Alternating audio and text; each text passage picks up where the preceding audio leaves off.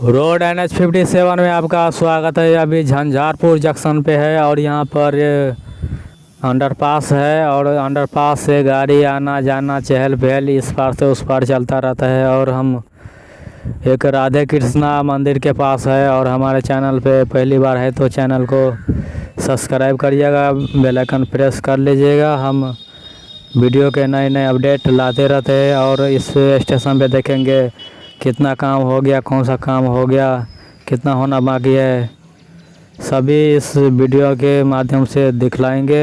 ऐसे में निर्मली, घौराड़िया, तमोरिया, झंझारपुर जंक्शन का प्लेटफार्म का आखिरी काम चल रही है। आखिरी ट्रैक बिछाया जा रहा है इन स्टेशनों पर। और झंझारपुर जंक्शन पर रात को एक मालगाड़ी आई है। ये मालगाड़ी लगता है आखिरी मालगाड़ी है।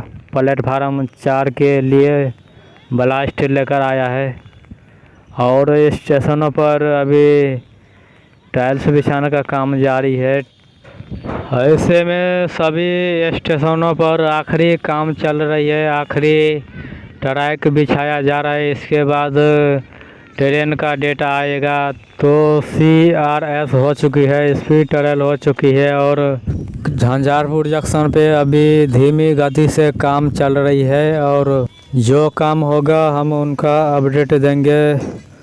और हमारे चैनल पे नए हैं तो चैनल को सब्सक्राइब करिएगा, बेल आइकन प्रेस कर लीजिएगा। हम वीडियो के नए नए अपडेट लाते रहते हैं।